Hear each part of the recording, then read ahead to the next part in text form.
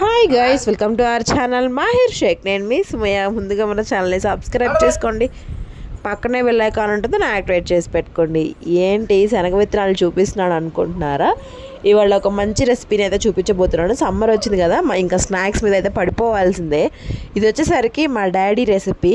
మా డాడీ మాకు చిన్నప్పుడు ఇట్లా చేసి పెట్టు పిల్లలకి అని మా మమ్మీకి చెప్పేవాళ్ళు అనమాట. సో ఇప్పుడు శనక్కాయలు అయితే తీసుకున్నాను, శనక్కాయలు కాదు శనగ విత్తనాలు తీసుకొని వాటిని అయితే బాగా వాష్ చేసుకొని వాటర్లో నానబెట్టేసుకోవాలన్నమాట. మినిమం మనము 12 గంటలు, 6 నుంచి 8 నుంచి 12 గంటల దాకా అయితే నానబెట్టేసుకోవాలి. అవి బాగా నానితేనే బాగుంటాయి అన్నమాట. 8 నుంచి 12 గంటలు నానిపోయిన తర్వాత ఇలా కలర్ లాగా ఫామ్ అవుతాయి వాటర్ వచ్చేసరికి. ఆ వాటర్లో నుంచి బయటికి తీసేసి మళ్ళీ మనం శనగ విత్తనాలని మళ్ళీ ఒకసారి బాగా వాష్ చేసుకోవాలి. మొలకలు చేసుకునే వాళ్ళు కూడా ఇలానే నానబెట్టేసి మొలక ఎత్తడానికి ఒక కర్చీఫ్లో కానీ పల్చటి గుడ్డలో కట్టి పెడతారు. ఇవి కొంచెం స్వీట్గా కూడా ఉంటాయి. నానిపోయిన తర్వాత లైక్ కొంచెం జీడిపప్పు లాగా అనిపిస్తాయి అన్నమాట.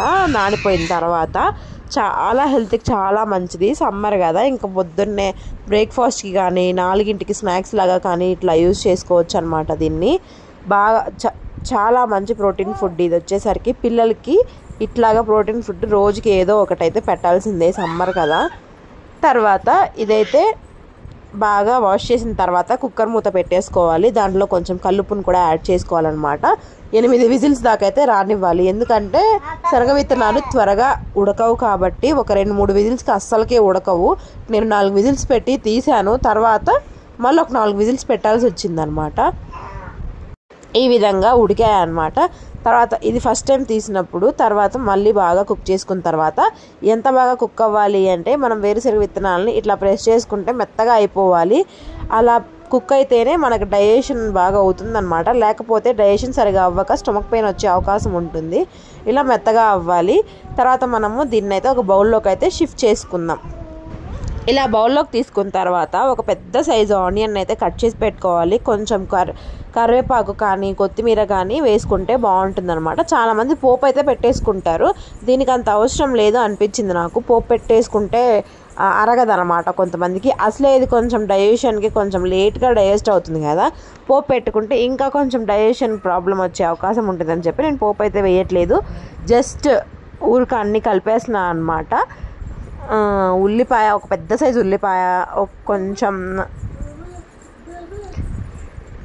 కొంచెం కొత్తిమీర, తర్వాత కొంచెం సాల్ట్, పసుపు, కారం.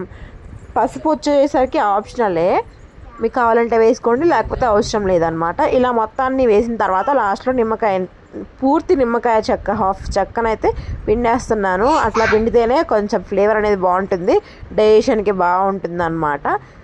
డైజెషన్ ఎందుకు అవ్వదు అంటున్నానంటే శనగ విత్తనాలు మామూలుగానే అరగవు కొంతమందికి బాగానే అరుగుతాయి. కొంతమందికి ప్రాబ్లం ఉన్న వల్ల కొంచెం అరగడం ప్రాబ్లం అనమాట. అందుకోసమనే మనం ఇందులో కొంచెం క్యారెట్ తురుము, కీరదోసకాయ తురుము మరియు కొంచెం నిమ్మకాయ ఇట్లా వేసుకుంటే బాగుంటుంది. ఇంట్లో క్యారెట్ కీరదోసకాయ లేకపోవడం వల్ల నేను వేయలేదు.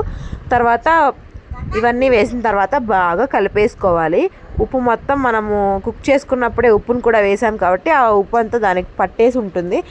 ఉప్పు సరిపోకపోతే మాత్రమే వేసుకోండి. ఇలా బాగా కలిపేసిన తర్వాత మనము సర్వింగ్ బౌల్లోకి అయితే షిఫ్ట్ చేసుకోవడమే. సో చూసారు కదా, ఈ చాట్ చాలా ఈజీ. శనగ విత్తనాలతో చాట్ ఎలా చేయాలి అనే దాన్ని అయితే చూపించాను. చాలా easy recipe, quick recipe and healthiest recipe అనమాట ఇది. మీరు కూడా ట్రై చేయండి. మరిన్ని ఇంట్రెస్టింగ్ వీడియోస్ కోసం ఛానల్ని సబ్స్క్రైబ్ చేసుకోండి, లైక్ చేయండి, షేర్ చేయండి, సబ్స్క్రైబ్ చేయండి. Thank you so much for watching guys. Don't forget to subscribe. Thank you.